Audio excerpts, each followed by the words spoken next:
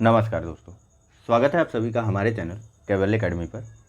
देखिए, हमारा ये यूपी पीसीएस के टेस्ट नंबर 11 का डिस्कशन चल रहा था, जो कि पीसीएस मंत्रा का टेस्ट नंबर 2 है और इसमें बात की गई है पॉलिटी यानी कि राज व्यवस्था के टेस्ट के बारे में।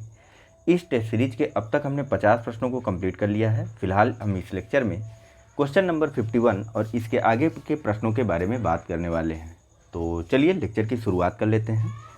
क्वेश्चन नंबर 51 और आज के हमारे लेक्चर का पहला प्रश्न है कि उपराष्ट्रपति पद के निर्वाचन की प्रक्रिया के लिए आवश्यक होते हैं ए 10 प्रस्तावक और 10 अनुमोदक, बी 20 प्रस्तावक और 20 अनुमोदक, सी 50 प्रस्तावक और 50 अनुमोदक, या डी 100 प्रस्तावक और 100 अनुमोदक। देखिए, पहले प्रस्तावक और अनुमोदक समझ लीजिए। सबसे पहले प्रस्तावक वो होता है, मान लीजिए कि एक कंडीशन ले लीजिए, मान लीजिए कि 5 लोग प्रस्तावक हैं। अभी तो प्रश्न आपके लिए है, ठीक है, तब तक आप लोग कमेंट करके अपने आंसर दे सकते हैं, ठीक है।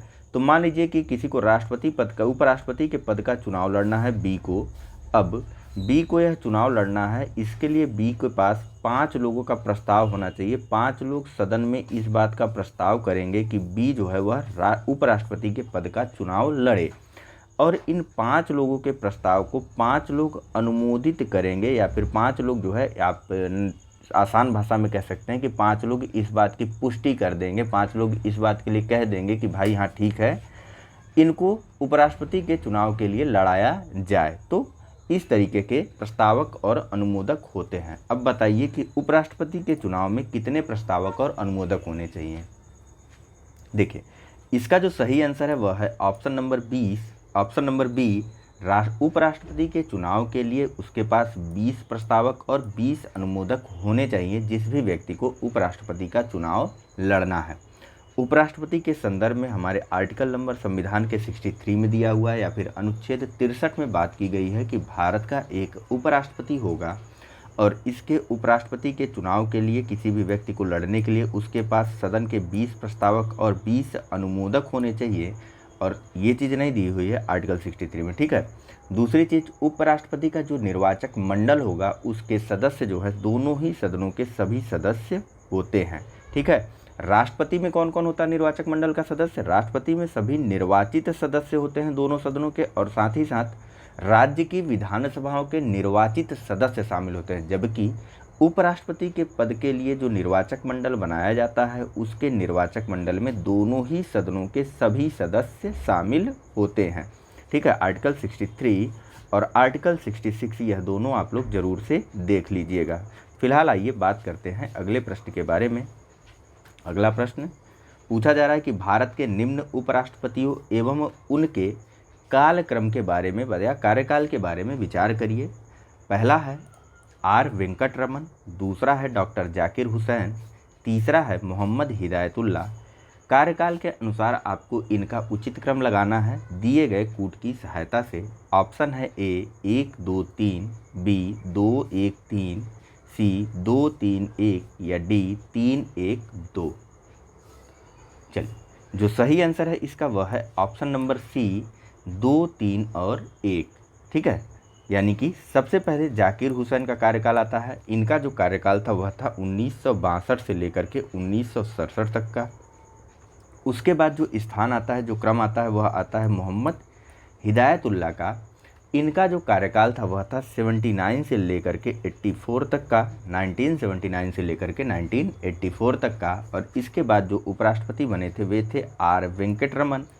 इनका जो कार्यकाल था वह था 1984 से लेकर के 1987 तक, 67 लिख दिया मैंने, 1984 से लेकर के 1987 तक आर वेंकट रमन हमारे उपराष्ट्रपति थे, ठीक है।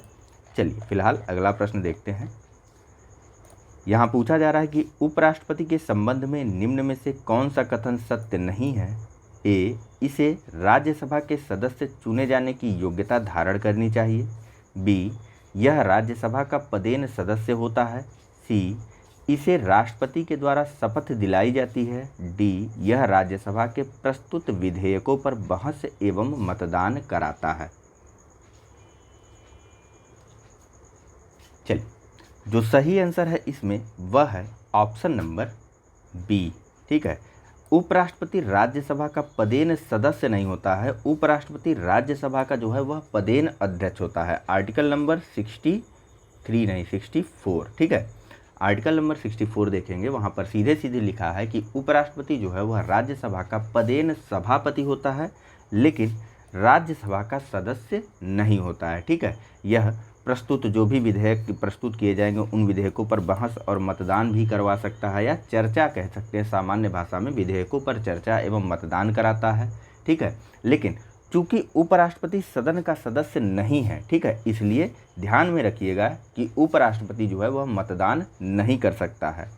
लेकिन एक कंडीशन है, जिस वक्त राष्ट्रपति राज्यसभा की अध्यक्षता कर रहा होगा, राज्यसभा का सभापतित्व कर रहा होगा, ठीक है, सभापति बोला जाता है राज्यसभा के अध्यक्ष को, तो जिस समय उपराष्ट्रपति जो है वह राज्यसभा का सभापतित्व कर रहा होगा, उस समय यदि मतदान की स्थिति 2 और 2 के बराबर की होती है तो सभापति के रूप में उपराष्ट्रपति जो है वह मत दे सकता है, ठीक है।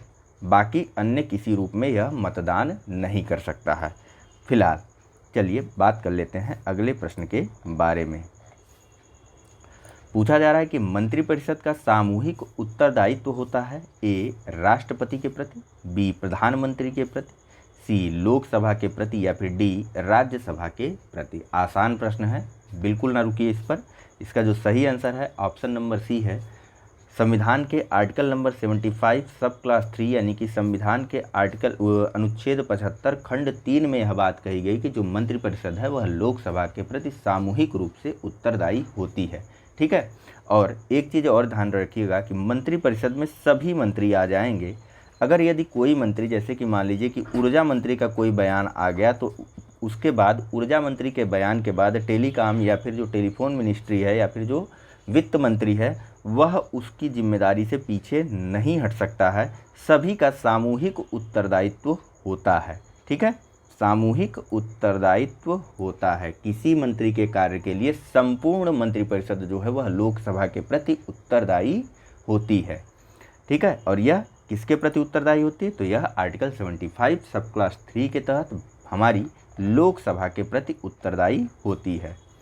नेक्स्ट और अगला प्रश्न है, पूछा जा रहा है कि मंत्रिपरिषद की संरचना के संबंध में निम्न पर विचार कीजिए। पहला कैबिनेट मंत्री, दूसरा राज्यों के मंत्री, तीसरा नेता प्रतिपक्ष, और इनमें से आपको बताना है कि उपरोक्त में से कौन कौन से केंद्रीय मंत्रिपरिषद में शामिल किए जाते हैं।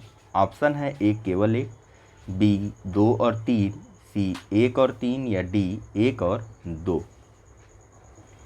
चलिए, जो सही विकल्प या जो सही आंसर है वह है ऑप्शन नंबर ए केवल और केवल 1, ठीक है। देखिए, मंत्रिपरिषद का निर्माण जो है वह कैबिनेट मंत्री, ठीक है, 3 लोग होते हैं मंत्रिपरिषद में। मंत्रिपरिषद की जो संरचना होती है उसमें 3 तरीके के मंत्री होते हैं। एक होता है कैबिनेट मंत्री, दूसरा होता है राज्य मंत्री, और तीसरे होते हैं उप मंत्री। इन सबको मिलाकर के बनती है पूरी की पूरी संपूर्ण मंत्रिपरिषद, जो कि जिम्मेदार होती है लोकसभा के प्रति। न राज्यों के मंत्री न नेता प्रतिपक्ष इसमें शामिल होते हैं। नेक्स्ट और अगला, प्रधानमंत्री के संबंध में निम्न कथनों पर विचार कीजिए। पहला, प्रधानमंत्री की नियुक्ति राष्ट्रपति के द्वारा की जाती है। दूसरा, इसे पद धारण करते समय संसद के किसी सदन का अनिवार्य सदस्य होना चाहिए।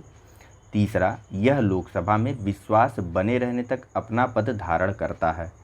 आपको बताना है कि उपरोक्त में से कौन सा कथन जो है वह सही है। ऑप्शन है ए केवल 1, बी 1 और 2, सी 2 और 3, डी 1 और 3।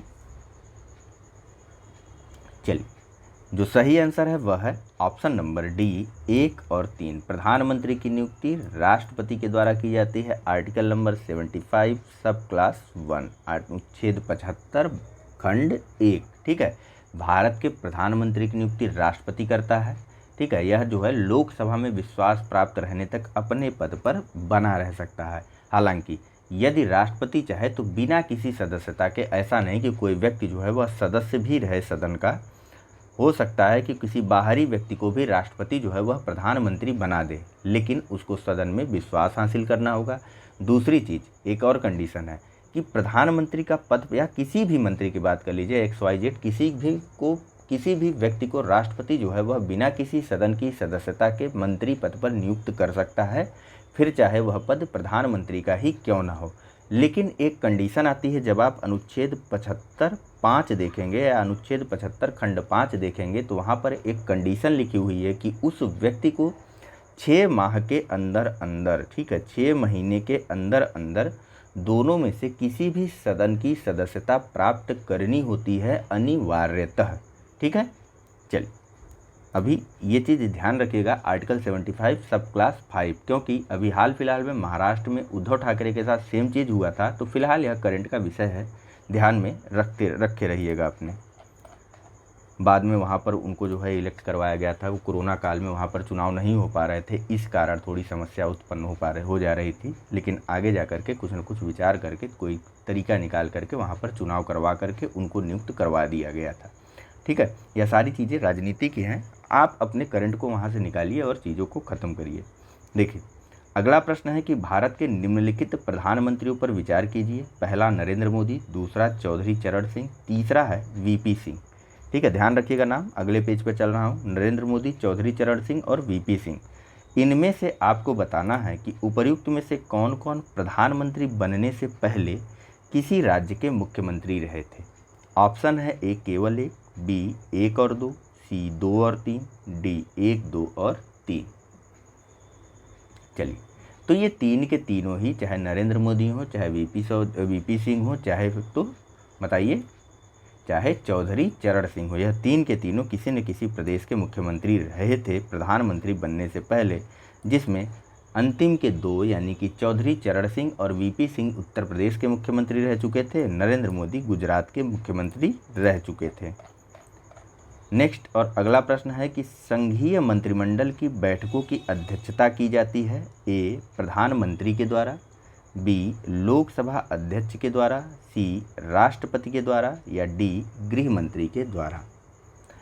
इस संदर्भ में एक आर्टिकल है, आप लोगों का यह कार्य है कि आप उस आर्टिकल को देखिए, ढूंढिए, थोड़ा सा बैरेक्ट उठा करके रखा करिए, जब भी संविधान का डिस्कशन हो, जहाँ पर आर्टिकल की बात हो तुरंत उसको पलटिए और देखिए।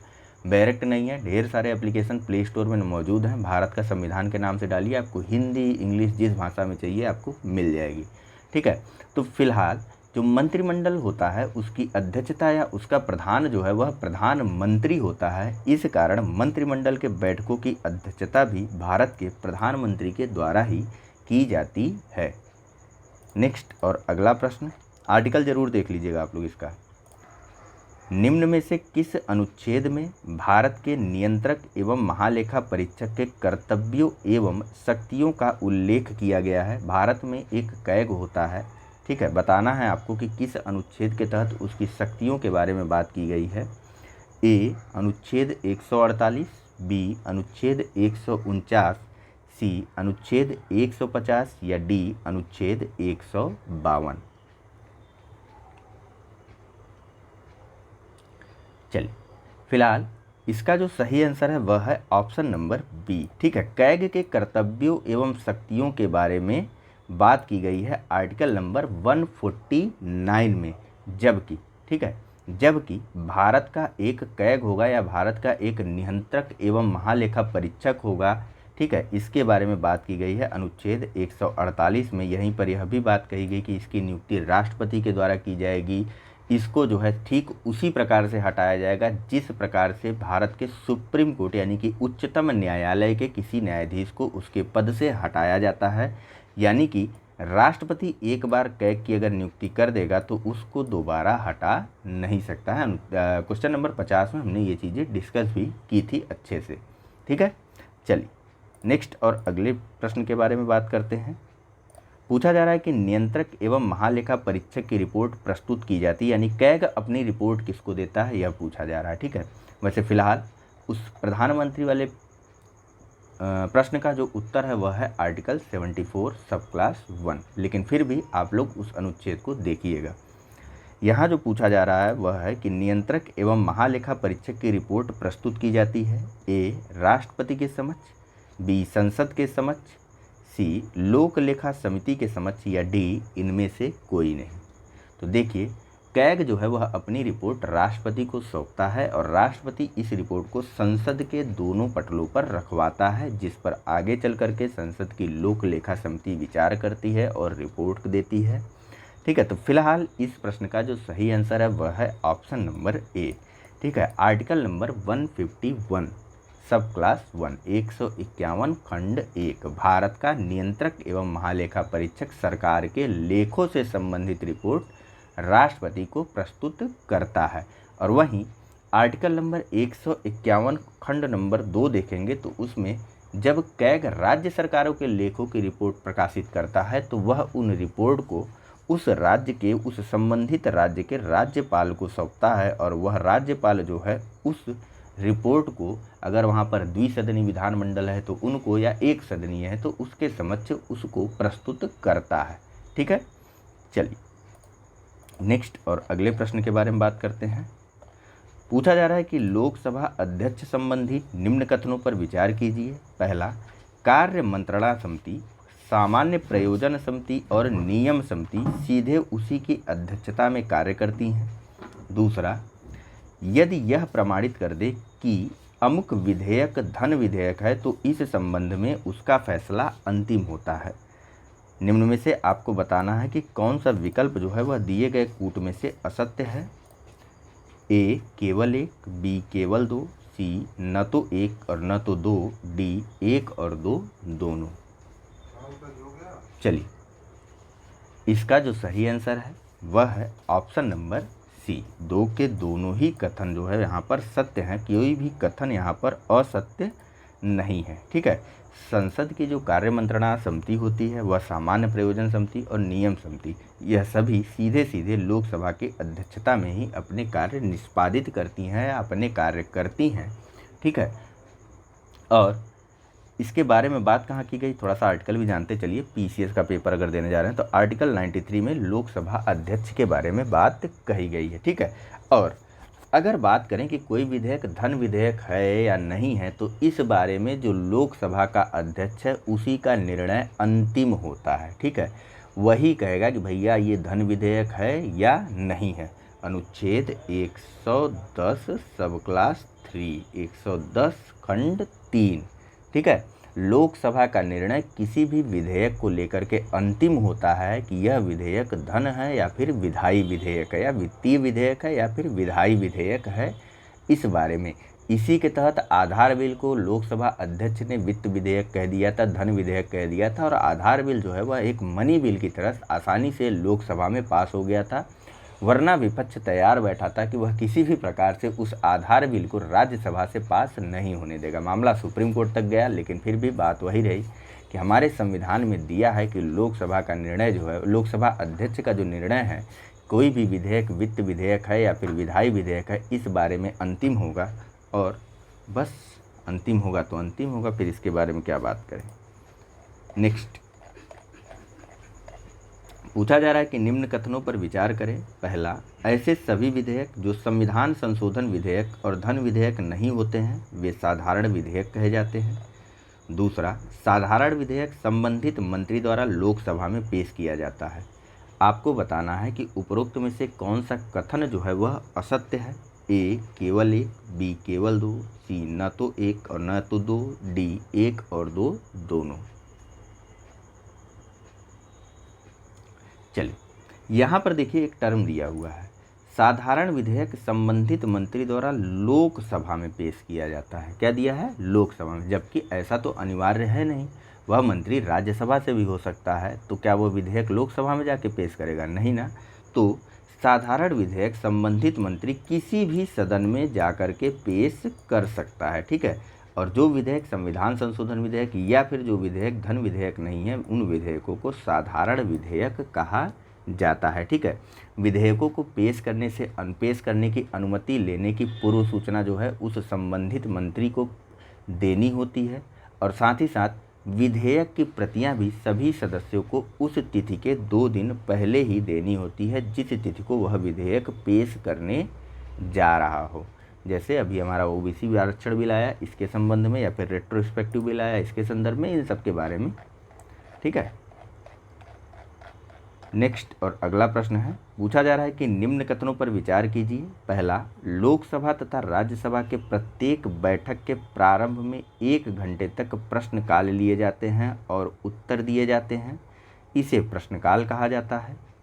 दूसरा, प्रश्नकाल में भारत सरकार से संबंधित समस्याओं से जुड़े प्रश्न रहते हैं। तीसरा, सामान्यतया प्रश्नकाल के दौरान किसी प्रश्न पर यह दिए गए उत्तर पर वाद विवाद की अनुमति नहीं होती है। आपसे पूछा जा रहा है कि निम्न में से कौन से कथन जो है वह असत्य हैं, ठीक है। और जो विकल्प हैं वह हैं ऑप्शन नंबर ए केवल 2 और 3, बी केवल 1 और 2, सी केवल 1 और 3, डी 1, 2 और 3। आराम से प्रश्न पढ़िए। देखिए यहाँ पर इनको प्रश्न को बनाने में एक गलती हुई है। यहाँ पर लिखना था इनको कि निम्न में से कौन से कथन सत्य हैं, ठीक है। और इसी के साथ आपका ऑप्शन नंबर डी जो है यह सही हो जाता, ठीक है। पहला, दूसरा और तीसरा, 3 के तीनों ही कथन सही हैं। प्रश्नकाल के दौरान किसी प्रश्न पर या दिए गए प्रश्न के उत्तर पर वाद विवाद की अनुमति नहीं होती है, लेकिन दिए गए उत्तर से संबंधित किसी भी तथ्य के स्पष्टीकरण के प्रयोजन से अनुपूरक प्रश्नों को पूछने की भी इजाज़त होती है, ठीक है, या दी जाती है। जबकि यहाँ क्या है, अनुमति नहीं होती है, अनुमति होती है, ठीक है। प्रश्नकाल में भारत सरकार, जाहिर सी बात है वो भारत सरकार से ही जुड़े सवाल होंगे, अन्यथा दूसरे सरकारों से जुड़े सवाल हम क्यों करेंगे। और लोकसभा और राज्यसभा की जो प्रत्येक बैठक होती है, इसमें प्रारंभ का जो 1 घंटा होता है 11 बजे से 12 बजे के बीच में, इसको प्रश्नकाल कहा जाता है, ठीक है। 11 से 12 ही है मेरे ख्याल से, या शून्यकाल कहा जाता है, बताइए ज़रा। तो अंतिम में चलते चलते थोड़ा सा कन्फ्यूजन रहना चाहिए ताकि आप मेहनत करें। नेक्स्ट और अगला प्रश्न है, निम्न कथनों पर विचार करें। पहला, संसद के दोनों सदनों के प्रश्नकाल के ठीक बाद का समय 0 आवर के नाम से जाना जाता है। दूसरा, बिना अनुमति या बिना पूर्व सूचना के विषय 0 आवर में उठाए जा सकते हैं। बताना है कि उपरोक्त में से कौन सा कथन सत्य है। ऑप्शन है ए केवल 1, बी केवल 2, सी न तो 1 और न तो 2, डी 1 और 2 दोनों। चलिए इसका भी सेम आंसर है ऑप्शन नंबर डी, 2 के दोनों ही कथन सही हैं। 0 आवर या इसको शून्यकाल बोला जाता है। और एक चीज़ जानते रहिए कि भारत संसदीय व्यवस्था में, विश्व की संसदीय व्यवस्था में भारत की ये एक खोज है, ठीक है। और इसके पीछे ऐसी मान्यता है कि जो भी विषय ऐसे हैं जो कि राष्ट्रीय महत्व के विषय हैं और तुरंत ही उन पर बहस किया जाना अनिवार्य है। जैसे मान लीजिए कि अचानक किसी राज्य में या किसी शहर में अचानक से भूकंप आ गया या कुछ महत्वपूर्ण घटना घट गई, बाढ़ आ गया, अचानक से काफ़ी ज़्यादा आवश्यकता हो गई बहस करने की। कोरोना का अचानक से बहुत ज़्यादा महामारी, अचानक से उसका स्तर फैल गया और सदन की बैठक चल रही है, तो उस दौरान, या फिर मान लीजिए पाकिस्तान ने आक्रमण ही कर दिया, हमला ही कर दिया, बैठक चल ही रही थी, ठीक है, या कहीं पर अचानक से बहुत बड़ा विस्फोट हो गया, भगवान करे ये सब चीज़ें ना हो, लेकिन फिर भी अगर ये ऐसे इस प्रकार के कोई राष्ट्रीय महत्व के विषय हैं तो इन सब पर 0 आवर में प्रश्न पूछा जाता है या शून्यकाल में प्रश्न पूछा जाता है किसी भी सदस्य के द्वारा, ठीक है। और साथ ही साथ इसके बारे में बिना किसी पूर्व सूचना के भी सवाल जवाब किया जा सकता है। जाहिर सी बात है, जब परिस्थितियां अचानक उत्पन्न होंगी तो ज़रूर से ज़रूर पूर्व सूचना का समय नहीं मिला होगा, ठीक है। यह कंडीशन है कि जो विषय होना चाहिए वह राष्ट्रीय महत्व का विषय होना चाहिए, ठीक है, और प्रतीत होना चाहिए कि हाँ यह विषय राष्ट्रीय महत्व का है। ऐसा नहीं कि कुछ भी मुद्दा उठा करके बस सवाल जवाब करने लगे, ठीक है। और एक चीज़ जानते चलिए कि संसदीय नियम या कानूनों में कहीं पर भी शून्यकाल का उल्लेख नहीं है। यह एक संसदीय व्यवस्था की प्रथा या परंपरा के रूप में विकसित होने वाला नियम है। हो सकता है भविष्य में चल करके इसके अंतर्गत इसके लिए कोई कानून या नियम बना दिया जाए। नेक्स्ट और अगला प्रश्न है, पूछा जा रहा है कि निम्न कथनों पर विचार कीजिए। पहला, संसदीय दलों को मान्यता प्रदान करने के लिए मार्गदर्शी सिद्धांत लोकसभा अध्यक्ष निर्धारित करता है। दूसरा, लोकसभा में विपक्ष के किसी दल के नेता को विपक्ष के नेता के रूप में मान्यता लोकसभा अध्यक्ष के द्वारा दी जाती है। उपरोक्त में से कौन सा कथन सत्य है। ऑप्शन है ए केवल 1, बी केवल 2, सी न तो 1 और न तो 2, या डी 1 और 2 दोनों। तो बताइए। देखिए संसदीय दल की बात हो रही है, राजनीतिक दल की बात नहीं हो रही। यदि राजनीतिक दल होता तो जरूर से जरूर यह पहला विकल्प गलत होता है। यहीं पर आप लोग कंफ्यूज हो रहे होंगे। जो ऑप्शन है वह डी सही है। यहाँ पर दो के दोनों कथन जो हैं वह सही हैं। लोकसभा अध्यक्ष द्वारा ही विपक्ष के किसी भी दल को विपक्ष के नेता की मान्यता दी जाती है यदि वह संसद के कुल कोरम के भाग को पूरा करता है, यानी कि कोरम छोड़िए 1/10 सदस्यों का असर उस दल को यदि मत प्राप्त हुआ है या उस सदस्य के समर्थन में सदन के कुल सदस्यों का 1/10 सदस्य मत देते हैं तो उसको सदन में विपक्ष का नेता बना दिया जाता है। और संसदीय कोरम या संसदीय बैठकों की कोरम के लिए भी यही चीज़ अनिवार्य है। यदि किसी बैठक में 1/10 से कम सदस्य उपलब्ध हैं या फिर आ रहे हैं तो वह बैठक निरस्त की जाएगी। ठीक है। नेक्स्ट और अगला प्रश्न पूछा जा रहा है कि कोई विधेयक राष्ट्रपति की अनुमति के लिए उसके समक्ष प्रस्तुत होने से पूर्व किसके हस्ताक्षर द्वारा प्रमाणित किया जाता है कि वह विधेयक सदन द्वारा पास कर दिया गया है। ए कैबिनेट सचिव, बी लोकसभा अध्यक्ष, सी प्रधानमंत्री या डी लोकसभा सचिव।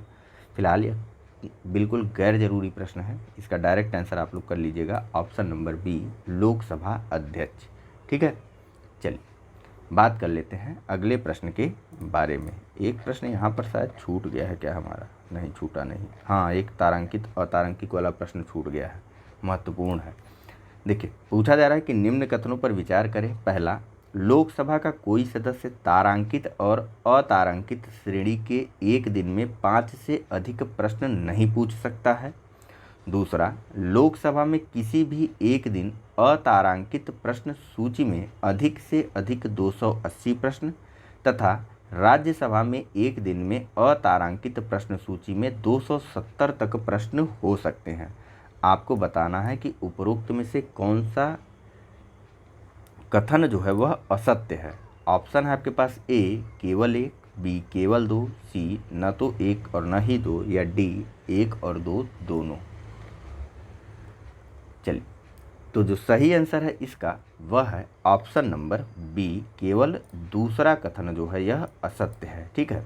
पहले इसके बारे में डिटेल एक्सप्लेनेशन करें, आंसर किस तरीके से सही है किस तरीके से नहीं सही है इसके बारे में बात बाद में करेंगे। पहले ये तारांकित प्रश्न, अतारांकित प्रश्न या अल्प सूचना प्रश्न क्या होता है इन सबको जानिए। देखिए सदन में 3 तरीके के प्रश्न पूछे जाते हैं, 4 तरीके होते हैं कुल। एक होता है तारांकित प्रश्न, एक होता है अतारांकित प्रश्न, दूसरा होता है अल्प सूचना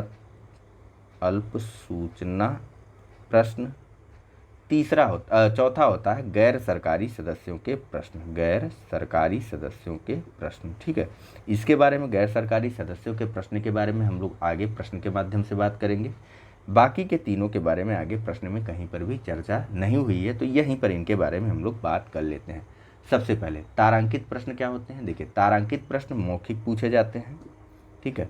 अब चूंकि ये प्रश्न मौखिक पूछे जा रहे हैं तो इन पर अनुपूरक प्रश्न, यानी कि जैसे मैंने कुछ कहा बदले में आपने कुछ पूछ लिया या मैंने कुछ बात कही बदले में आपने कुछ बात कही। ठीक है। तो तारांकित प्रश्न मौखिक होते हैं, इन पर अनुपूरक प्रश्न पूछे जाते हैं और लोकसभा में अधिकतम एक दिन में 20 प्रश्न इस संदर्भ में पूछे जाते हैं। ठीक है। नेक्स्ट अतारांकित प्रश्नों के बारे में बात करते हैं। लोकसभा में एक दिन में अधिकतम कितने प्रश्न? 20। नेक्स्ट और अगले प्रश्न के बारे में बात करते हैं। अगले अतारांकित प्रश्न के बारे में बात करते हैं। देखिए अतारांकित प्रश्न जो है यह लिखित होता है। अब चूंकि यह लिखित प्रश्न होता है तो इसके संदर्भ में पहले से जवाब अच्छे से आप तैयार करके आएंगे। ठीक है। तो इन पर अनुपूरक प्रश्न नहीं पूछे जा सकते हैं। ठीक है। इन पर अनुपूरक प्रश्न नहीं पूछे जा सकते हैं। ठीक है। और इन पर या फिर अतारांकित प्रश्नों के पूछे जाने की जो अधिकतम संख्या होती है वह होती है 230। कहाँ पर होती है अभी बताता हूँ। ठीक है। अब अल्प सूचना प्रश्न क्या होता है? देखिए यह अल्प सूचना प्रश्न ठीक उसी प्रकार का होता है जिस प्रकार का हो गया आपका 0 आवर या शून्यकाल में पूछा जाने वाला प्रश्न। अविलंबनीय लोक महत्व से संबंधित ये प्रश्न होते हैं। क्योंकि पहले ही चीज़ें आपको बता दी गई कि यह अविलंबनीय होता है यह प्रश्न, तब इसके और यह मौखिक होगा फिर, ठीक है, अविलंब नहीं होगा, मतलब अचानक से पूछने की आवश्यकता पड़ गई तब यह प्रश्न मौखिक ही पूछा जाएगा, तो इसका उत्तर भी मौखिक दिया जाता है। जब मौखिक उत्तर दिया जाएगा तो इसके संदर्भ में अनुपूरक प्रश्न भी पूछे जाते हैं, ठीक है। तो यह तो हो गए प्रश्नों के बारे में। अब देखिए, लोकसभा में एक दिन में अतारांकित प्रश्न जो है, प्रश्नों की सूची जो है वह अधिकतम 230 होती है, ठीक है। यहाँ पर क्या दिया हुआ है, अधिक से अधिक 280 प्रश्न, ठीक है। वहीं राज्यसभा में अतारांकित प्रश्नों की संख्या के विषय में किसी भी प्रकार की कोई भी बाध्यता नहीं है, ठीक है। चलिए बात कर लेते हैं अगले प्रश्न के बारे में। यहाँ पूछा जा रहा है, इसके बारे में हम लोग देख लिए हैं, ठीक है। नेक्स्ट, निम्न पदाधिकारियों पर विचार कीजिए। भूतपूर्व राष्ट्रपति, राज्यों के राज्यपाल, लोकसभा अध्यक्ष, मुख्य निर्वाचन आयुक्त। उपर्युक्त पदाधिकारियों का सही वरीयता क्रम होगा ए 3 4 1 2। वरीयता क्रम इसको सीनियरिटी बेसिस पे लगाना है, कौन उच्च पद का है कौन निम्न पद का है। बी 1 2 3 4, सी 2 1 3 4, डी 2 4 3 1। चलिए एक चीज़ ध्यान रखिए, जब भी राज्यपाल आए तो राज्यपाल जो है वह अपने राज्य में बड़ा होता है, किन से राष्ट्रपति, उपराष्ट्रपति और प्रधानमंत्री से, ठीक। अब कौन सा सही होगा, ऑप्शन नंबर सी 2 1 3 4, ठीक है। दिए गए विकल्पों में राज्यों का राज्यपाल सर्वोच्च होता है अपने राज्य में, उसके बाद स्थान आता है भूतपूर्व राष्ट्रपति का, उसके बाद स्थान आता है लोकसभा के अध्यक्ष का, और सबसे अंतिम स्थान आता है मुख्य निर्वाचन आयुक्त का, दिए गए विकल्पों में से। अब बात कर लेते हैं अगर एक छोटे से क्रम के बारे में, इसको याद करते चलिएगा। भारत का जो सर्वोच्च और जो प्रथम नागरिक होता है वह राष्ट्रपति होता है, इसके बाद उपराष्ट्रपति होता है, फिर पीएम यानी कि प्रधानमंत्री होता है, इसके बाद अपने राज्यों में राज्यपाल सर्वोच्च अधिकारी होता है, उसके बाद भूतपूर्व राष्ट्रपति का स्थान आता है, फिर यदि कोई उप प्रधानमंत्री, एसपीएम लिख दूँ, सब प्राइम मिनिस्टर, तो उप प्रधानमंत्री हो तो वह होता है। उप प्रधानमंत्री के भी बाद स्थान आता है लोकसभा अध्यक्ष का, लोकसभा अध्यक्ष के बाद स्थान आता है सुप्रीम कोर्ट के मुख्य न्यायाधीश का, और सुप्रीम कोर्ट के मुख्य न्यायाधीश के बाद स्थान आता है मुख्य निर्वाचन आयुक्त का, ठीक है। चलिए बात कर लेते हैं अगले प्रश्न के बारे में। पूछा जा रहा है कि वर्तमान में राष्ट्रपति आंग्ल भारतीय समुदाय के कितने सदस्यों को मनोनीत या नामित कर सकता है यदि उसे प्रतीत हो कि लोकसभा में आंग्ल भारतीय समुदाय का पर्याप्त प्रतिनिधित्व नहीं है। संविधान से संबंधित यह एक करंट अफेयर्स का प्रश्न है, इस पर प्रश्न निश्चित रूप से आ सकता है, थोड़ा सा ध्यान इस पर दीजिएगा। ऑप्शन है ए केवल 1, बी केवल 2, सी केवल 3 या डी इनमें से कोई नहीं। चलिए, तो जो सही आंसर है इसका वह है ऑप्शन नंबर डी, इनमें से कोई नहीं। 104वें संविधान संशोधन के माध्यम से जो भी व्यवस्था की गई थी आंग्ल भारतीयों के मनोनयन से संबंधित, फिर चाहे वह केंद्र के स्तर पे हो या फिर राज्य के स्तर पे हो, इनको समाप्त कर दिया गया। इसके पहले आर्टिकल नंबर 331 के तहत या अनुच्छेद 331 के तहत राष्ट्रपति लोकसभा में अधिकतम 2 सदस्यों को निर्वाचित कर सकते, 2 सदस्यों को मनोनीत कर सकता था आंग्ल भारतीय समुदाय से, और राज्यों में राज्यपाल जो है वह अनुच्छेद 333 के तहत अधिकतम 1 सदस्य मनोनीत कर सकता था आंग्ल भारतीय समुदाय के तहत। लेकिन फिलहाल इस व्यवस्था को हमारे भारत के संविधान के संशोधन नंबर 104 ने समाप्त कर दिया है। अब इस प्रकार की कोई भी व्यवस्था मनोनीत करने वाली नहीं है आंग्ल भारतीय समुदाय को लेकर के। नेक्स्ट और अगला प्रश्न है कि निम्न में से किस किस संविधान संशोधन विधेयक में लोकसभा सदस्यों की अभिवृद्धि का प्रावधान रहा। मतलब पूछा जा रहा है कि निम्न में से किन किन संविधान संशोधनों के माध्यम से लोकसभा में सदस्यों की संख्या में वृद्धि की गई है। ऑप्शन है ए 1 और 8, बी 7 और 31वें, बी सी 72वें पहले और 107वें, डी 42वें और 78वें। चलिए, जो सही आंसर है वह है ऑप्शन नंबर बी, 7वें संविधान संशोधन और 31वें संविधान संशोधन अधिनियम के माध्यम से इस प्रकार के परिवर्तन किए गए। 7वां संविधान संशोधन 1956 में हुआ था और 31वां संविधान संशोधन हुआ था 1973 में। 7वां 1956 और 31वां 1973 में हुआ था। ठीक है, चलिए क्या क्या हुआ था बताइए ज़रा। तो देखिए हुआ क्या था, 31वें संविधान संशोधन की जरा बात कर लेते हैं। देखिए 31वें संविधान संशोधन में राज्यों से सदस्यों की संख्या जो है वह 20 बढ़ा दी गई थी कि राज्यों से और अधिक 20 सदस्य चुने जाएंगे। वहीं केंद्र शासित प्रदेशों से जो अब तक 25 सदस्य चुने जा रहे थे उनको घटा करके 20 सदस्य कर दिया गया था। ठीक है, चलिए बात कर लेते हैं नेक्स्ट और अगले प्रश्न के बारे में। फिलहाल कितनी संख्या है सदस्यों की सदन में यह बता दीजिए जरा। तो निम्न कथनों पर विचार करें। पहला, राज्यसभा का सभापति राज्यसभा का सदस्य नहीं होता है। दूसरा, राज्यसभा के सभापति के चुनाव में राज्यसभा सदस्य सम्मिलित नहीं होते हैं।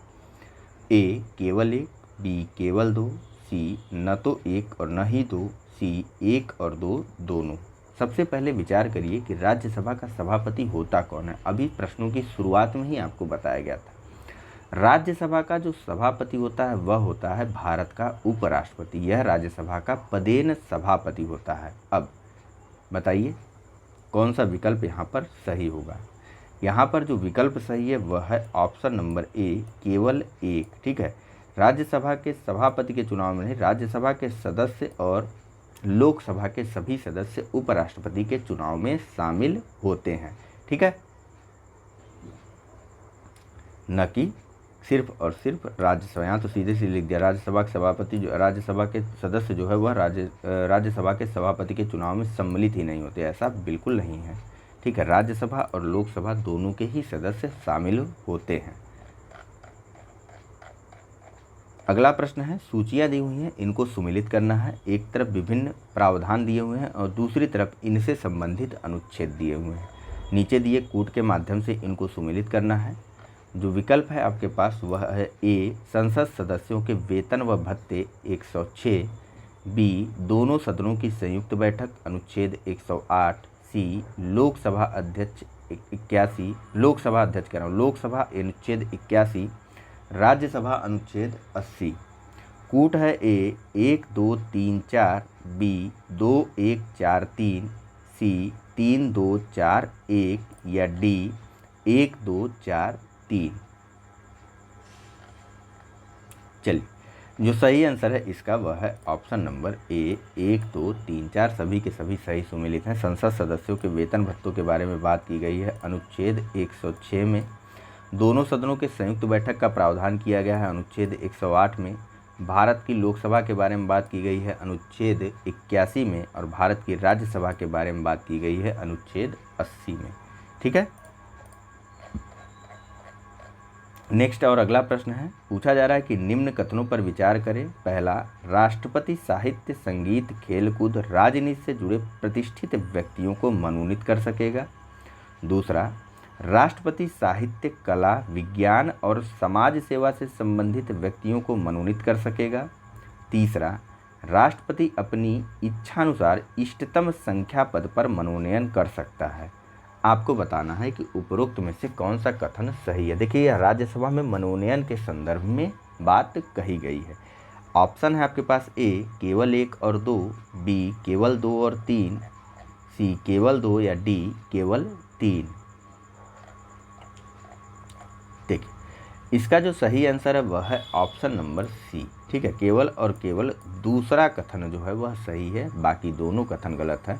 इष्टतम संख्या नहीं, अधिकतम संख्या निर्धारित की गई है। अनुच्छेद 80 एक क देखेंगे जो कि राज्यसभा के बारे में बात करता है। अनुच्छेद 80 उसी के खंड 1 के खंड क के खंड 3 में देखेंगे। ठीक है, अनुच्छेद 80 1 क 3 में जब आप देखेंगे तो आपको इस संदर्भ में बात समझ में आएगी, जिसमें कहा गया है कि राष्ट्रपति राज्यसभा में 12 सदस्यों को मनोनीत कर सकता है जो कि इन 4 क्षेत्रों से संबंधित होने चाहिए। किन किन 4 क्षेत्रों से? या तो साहित्य से, या तो कला से, या तो विज्ञान से, या समाज सेवा से संबंधित होने चाहिए। ठीक है, नेक्स्ट और अगले प्रश्न के बारे में बात करते हैं। सूचियां हैं, एक तरफ विभिन्न सूचियां हैं और दूसरी तरफ इनसे संबंधित अनुच्छेद हैं। ठीक ठीक है, लोकसभा और राज्यसभाओं के गणपूर्ति या कोरम के बारे में, इसीलिए उस समय मैंने नहीं बताया था किस अनुच्छेद में। डायरेक्ट देखिए और याद कर डालिए। चलिए सुमेलित करिए।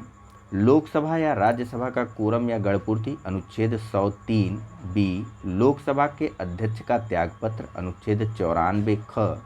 सी। अखिल भारतीय सेवा का प्रावधान अनुच्छेद 312 डी। लोकसभा सीटों का राज्यों के मध्य आवंटन अनुच्छेद 82। कूट है ए 2431 बी 4321 सी 1234। इन्हीं तीनों में से बता दीजिए चौथा विकल्प गलत है। जो सही आंसर है इसका वह है ऑप्शन नंबर सी। सभी के सभी सही सुमेलित हैं। लोकसभा और राज्यसभा के गणपूर्ति या कोरम के बारे में बात की गई है अनुच्छेद 103 में। लोकसभा का अध्यक्ष अनुच्छेद 94 ख के तहत अपने पद से त्याग पत्र दे सकता है। अच्छा, लोकसभा का अध्यक्ष किसे त्याग पत्र देगा? राष्ट्रपति को? नहीं, लोकसभा का अध्यक्ष अपना त्याग पत्र देगा लोकसभा के उपाध्यक्ष को। ठीक है। अखिल भारतीय सेवाओं का प्रावधान अनुच्छेद 312 में किया गया है और लोकसभा की सीटों का राज्यों के मध्य आवंटन अनुच्छेद 82 के तहत किया गया है। नेक्स्ट और अगला प्रश्न है आपके पास कि निम्न कथनों पर विचार करें। पहला, राज्यसभा एक स्थायी सदन है। दूसरा, राज्यसभा का सदस्य होने के लिए न्यूनतम आयु 35 वर्ष होनी चाहिए। तीसरा, राज्यसभा के 1/3 सदस्य प्रति दूसरे वर्ष सेवानिवृत्त हो जाते हैं। आपको बताना है कि उपरोक्त में से कौन सा कथन सत्य है। ए केवल 1 और 3, बी केवल 2 और 3, सी केवल 1 और 2 या डी 1, 2 और 3। चलिए, यह प्रश्न आप सबके लिए है। इस प्रश्न को करिएगा, कमेंट जरूर कीजिएगा। नेक्स्ट अगले लेक्चर में हम लोग बात करेंगे क्वेश्चन नंबर 76 और इसके आगे के प्रश्नों के बारे में। फिलहाल इस लेक्चर में इतना ही है। Thank you very much for discussion. Channel को लाइक, सब्सक्राइब और शेयर करना मत भूलिएगा। धन्यवाद।